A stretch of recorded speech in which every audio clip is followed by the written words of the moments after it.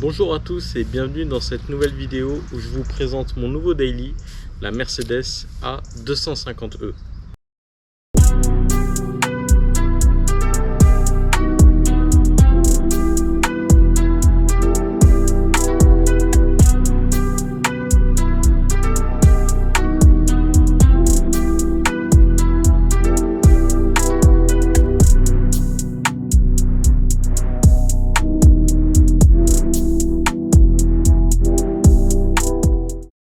Maintenant qu'on est confortablement assis à l'intérieur, je vais pouvoir vous expliquer un petit peu plus en détail. Au niveau moteur, la Mercedes A250e possède un 4 cylindres de 1,3 litre de 163 chevaux. Mais ce petit moteur est couplé à un moteur électrique de 100 chevaux, ce qui donne un total avec une petite perdition de 218 chevaux au total et 450 Nm. Elle effectue le 0 à 100 en 6 secondes 6 pour une vitesse de pointe de 235 km/h. Et son poids total à vide est de 1680 kg. Alors pourquoi j'ai choisi cette voiture? Alors il faut savoir que cette voiture est hybride rechargeable. Donc c'est-à-dire qu'elle possède à la fois le moteur thermique et électrique avec une possibilité de rouler tout en électrique. Donc en cette période actuelle de pénurie d'essence, c'est plutôt efficace. Et en fait, d'un point de vue électrique, cette voiture possède une autonomie maximum d'environ 50-54 km. Je crois qu'ils annoncent un peu plus, mais la réalité est qu'on est autour des 50 km. Alors pour rester dans le thème de l'autonomie, si on couple l'autonomie essence et l'autonomie électrique, on arrive en se chargeant assez souvent à 800, 900 voire 1000 km par plein. Donc c'est-à-dire que le réservoir est petit, il fait environ 35 litres. Et donc si on a la chance de pouvoir se brancher à la maison ou à son lieu de travail quasiment tous les jours, on peut facilement faire durer ce plein entre 800 et 1000 km. Franchement, c'est vachement réalisable. Je n'ai pas de borne à la maison, j'en avais une à mon travail et dans les centres commerciaux autour de chez moi, il y a des bornes. J'arrive à autour des 800-900 km par plein. Donc ça, c'est quelque chose d'assez important à prendre en compte. Donc pour une utilisation journalière, cette voiture elle est vachement confortable, que ce soit au niveau des sièges. Donc c'est du cuir sur les côtés, du tissu au milieu. Donc comme on peut le voir sur les images, c'est une AMG Line, donc c'est pas une AMG à proprement parler. On est juste sur un kit carrosserie AMG, donc qui s'appelle l'AMG Line chez Mercedes. Donc du coup voilà, ça lui donne un petit aspect un petit peu plus sportif, un petit peu plus dynamique.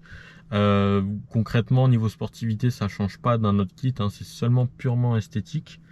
Donc aussi quelque chose qu'on peut remarquer, c'est par rapport à une classe A entièrement thermique, donc sans batterie électrique, elle est légèrement plus surélevée au niveau hauteur de caisse. Donc ça, je pense que c'est dû au fait qu'il y a les batteries en dessous. Le fait qu'elle soit un petit peu surélevée par rapport aux autres classes A fait qu'on a quand même une position de conduite qui est plus confortable. On a une assise qui est légèrement plus haute, même si c'est très léger, c'est quand même important de le noter. Surtout qu'au niveau des passages de dos d'âne, la classe A 100% thermique est vraiment plus basse. À ce niveau là, il faut faire vraiment attention de ne pas frotter en dessous, en tout cas de ce que j'ai pu essayer. Mais sur celle-ci, franchement, il n'y a vraiment aucun problème, ça ne touche jamais, à part si on y va vraiment comme un bourrin, mais ça ne touche vraiment pas. Et du coup, c'est quand même un petit plus, même si c'est pas quelque chose d'important, on peut y aller plus sereinement. Au niveau des options, il n'y en a pas énormément, à part donc ce pack AMG qui regroupe vraiment beaucoup de choses. Il y a par contre les jantes, ce sont des 20 pouces noirs avec tout autour du chrome. Donc ça, c'est une option, elles sont vachement jolies. Je peux vous mettre une petite photo des jantes classiques pour essayer de comparer, qui sont inclus dans le pack. Une autre option que je trouve personnellement très important, c'est ces écrans 2 x 10 pouces. Donc là, il y a 10 pouces ici, 10 pouces là, qui permet en fait une immersion totale au niveau du cockpit. Donc on a le premier écran donc qui possède tous les compteurs. Donc là on a le compteur de gauche qui est le compteur de kilomètres, et à droite ce sont les contours. Alors bien sûr on a la possibilité de tout changer, c'est-à-dire que à l'aide de la petite molette ici tactile, en fait on peut faire apparaître tout ce qu'on a besoin. Voilà, donc là à gauche on peut changer ces informations là. Au milieu j'ai mis la petite carte, mais on peut bien sûr mettre par exemple les informations sur les trajets. Donc ça c'est les kilomètres. Voilà, donc là c'est les kilomètres heure, la consommation en direct, l'autonomie restante. Alors ouais, là on voit que j'ai le plein d'essence, mais par contre j'ai vraiment plus du tout d'électricité. Donc même avec un plein d'essence, voilà, je suis à 500 km à peu près. Mais du coup si on rajoute tout ce qui est électrique, je suis à beaucoup plus. Voilà, donc en fait on peut vraiment choisir tout ce qu'on veut afficher. On a vraiment beaucoup de possibilités à ce niveau-là. C'est un petit plus pour les personnes qui souhaitent avoir un côté un peu plus personnalisé de son affichage. Ensuite, au niveau du deuxième écran, qui est l'écran central, donc qui fait également 10 pouces. Donc celui-ci possède donc toutes les informations un petit peu classiques. Donc là, on a la GoPro, par contre, elle est à 1000 degrés. Ça chauffe, du coup, ça est en train de me brûler. Du coup, là, on est sur la carte. On a aussi la radio.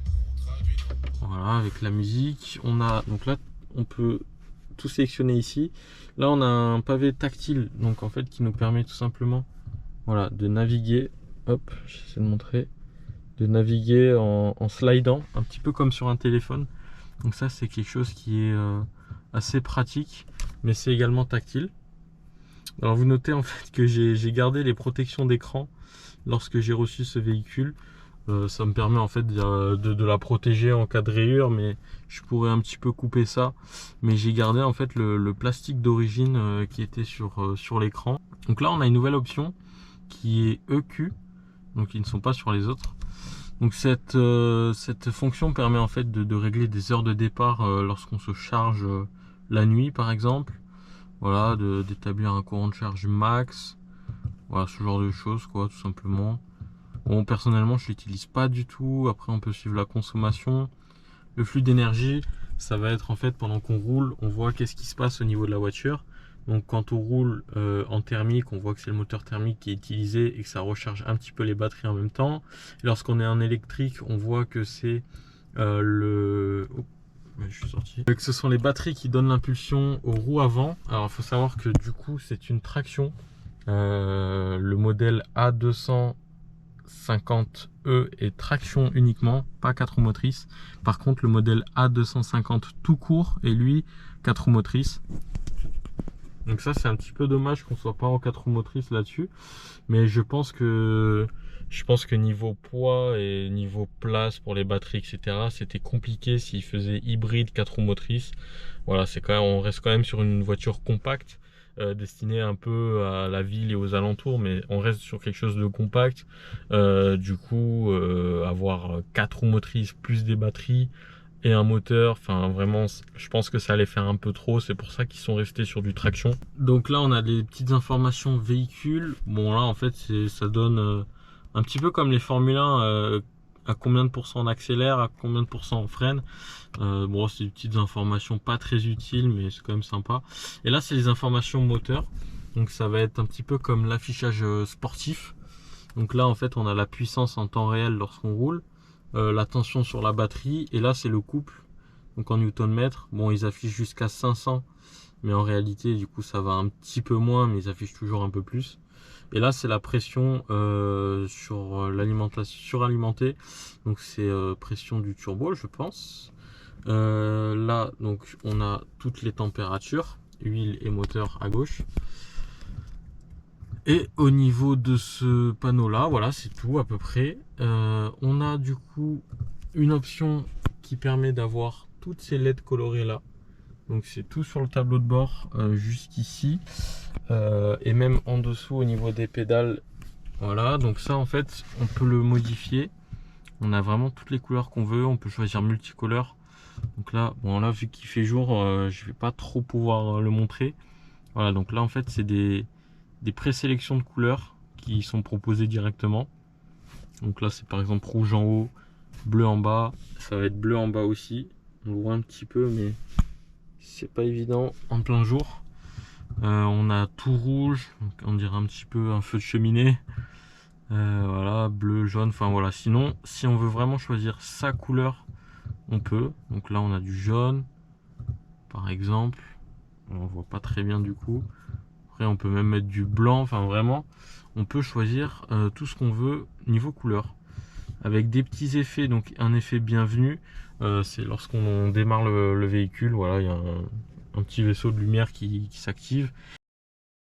La GoPro vient de s'éteindre pour surchauffe.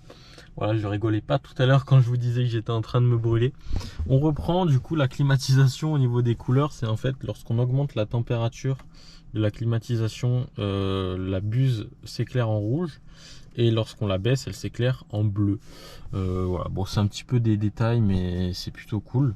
Je vais bientôt sortir une vidéo où je vais conduire cette voiture de nuit, où on verra du coup tout ce qui est éclairage en action. Ça peut être vraiment beau à voir. Donc n'hésitez pas à vous abonner si vous voulez voir cette vidéo la prochaine fois. En ce qui concerne la musique, j'ai le pack de base. Ce n'est pas quelque chose de rajouté, et franchement il est plutôt bien. Le son il tape vraiment bien. C'est qui le blanco le plus wavy? Pas dans les pubs où ça paye Fiki. Qui représente la plus belle Fiki? Où ça bibi, ça bibi, ça bibi. Oh. C'est qui le blanco le plus wavy? Qui t'aime pas son cul pour du wifi? Écouté par les plus belles filles. C'est bibi, c'est bibi, c'est bibi. Oh. Je suis pas parti, j'avéris. Je passe en Turquie, en ferry. Jamais au fond comme Vieri. Ça m'a pris le temps d'une vie. Les basses sont bonnes, les aigus aussi. On peut régler les basses et les aigus. Donc ça c'est plutôt bien de pouvoir le régler. Du coup ce qui fait qu'on a un bon son qui est optimal pour quelque chose qui est de série. Un fait un petit peu insolite et plutôt marrant, je l'ai appris très récemment, c'est que sur la A250E mais aussi sur la B250E, la classe B, le pot d'échappement ne se situe pas à l'arrière. Donc comme vous le voyez, il y a du coup des fausses sorties d'échappement à l'arrière en plastique qui sont juste des contours. Mais le pot d'échappement se trouve en réalité en dessous, juste ici, juste en dessous des sièges. Il s'arrête au milieu en fait de la voiture. C'est vraiment bizarre. Je vais essayer de vous l'afficher à l'écran à quoi ça ressemble. Et en fait, j'ai appris ça récemment en fait en me demandant où était le pot d'échappement, parce que en fait en essayant de regarder en dessous derrière, le sol est, enfin le sol est plat. Et du coup je ne trouvais pas le pot, et en fait je me suis rendu compte qu'il était ici au milieu. C'est vraiment bizarre, mais ça existe, et c'est plutôt marrant. Je me demande en fait ce qui se passe si tu enlèves le silencieux, parce qu'il y a quand même un petit silencieux, et si tu l'enlèves, à mon avis ça doit faire un bordel de fou. Surtout dans l'habitacle, ça doit peut-être pas être agréable. Je sais pas du tout ce que ça donne, et je ne trouve pas de vidéo de personnes qui l'ont déjà fait. Donc si jamais vous savez, n'hésitez pas à me dire en commentaire. Alors, donc là on a évoqué un petit peu tout ce qui était les choses bonnes de cette voiture. Je vais vous parler un petit peu de ce qui m'a un peu déplu et des choses auxquelles il faut faire attention. Alors déjà, la première chose, c'est que bon, je vous apprends rien, Mercedes c'est cher quand même. Pour ce véhicule neuf, on frôle les 60 000 euros. Au niveau des coûts d'entretien, on est pour une révision annuelle autour des 400 euros. C'est quand même beaucoup, mais d'un côté on gagne grâce au fait que on fait moins de plein d'essence, donc du coup on met moins d'essence, donc on paye moins en essence, parce que l'électricité compense. Je ne sais pas si on peut faire un calcul pour savoir si c'est vraiment plus rentable ou pas, mais dans tous les cas, vu qu'on gagne d'un côté et que ça coûte un peu cher de l'autre, bon, ça s'équilibre un peu peut-être. Alors attention, si vous l'achetez neuve, déjà j'ai vu qu'ils allaient sortir un nouveau modèle facelift. Bon, il n'y a pas grand chose qui change, ça va être surtout les phares qui vont changer, un peu une nouvelle calandre. L'intérieur, il y aura les nouveaux volants comme dans les classes E, et c'est tout. Franchement, il n'y a pas grand niveau de la console, ça va changer un peu, mais honnêtement la classe A ne va pas changer drastiquement. C'est à dire que au niveau design, ça va rester la même chose. C'est juste voilà, un petit facelift, 2-3 détails qui vont changer, mais globalement ça va rester pareil. Et du coup je disais, ceux qui veulent l'acheter en version hybride, Alors soyez pas étonnés si au début vous avez des petits à-coups lorsque la voiture passe du moteur thermique au moteur électrique. Donc ça arrive quand vous avez plus de batterie électrique, elle repasse en mode thermique, et quand vous roulez en thermique, en fait elle se recharge électrique, donc elle repasse un peu en électrique. Elle fait un peu va-et-vient entre le thermique et l'électrique. Des fois il peut arriver qu'il y ait des petits à-coups au moment de ce passage au thermique. En fait c'est normal, c'est le temps du rodage. Là j'ai fait plus de 15 000 km avec, et niveau des à-coups j'en ai plus du tout. Donc, mais j'en avais avant les 10 000 km. Donc du coup je pense que c'était dû à ce rodage du moteur thermique avec l'électrique. C'est pas très grave. Autre chose qui me déplaise un peu, c'est les palettes. Donc on peut le voir, hop, donc boîte automatique à palettes. Alors ces palettes, elles sont bien. Moi j'aime beaucoup jouer, j'allais dire conduire avec les palettes. Sauf que celle-ci en particulier, pour ce modèle là, je trouve qu'elles sont pas très réactives. Pour le passage de vitesse vers celle d'après, ça va, mais par contre pour rétrograder ça met pas mal de temps. Voilà, il y a un petit délai d'une seconde à peu près. Donc en fait au début je m'étais dit que c'était à cause de l'hybridation, sauf que sur la classe C hybride, les palettes sont très réactives. Donc j'ai l'impression que c'est que ce modèle là en particulier que les palettes ne sont pas très réactives. Je sais pas si c'est normal. Voilà, globalement on a fait un peu le tour sur cette voiture. J'espère qu'elle vous a plu. J'espère que cette vidéo vous aura appris 2-3 trucs, et que peut-être vous aura donné envie d'aller jeter un œil sur la classe A. Honnêtement je ne peux que la conseiller, parce que franchement elle est bonne sur tous ces domaines. Je vous remercie d'avoir regardé cette vidéo. N'hésitez pas à mettre vos questions en commentaire, j'y répondrai, et je vous dis à la semaine prochaine.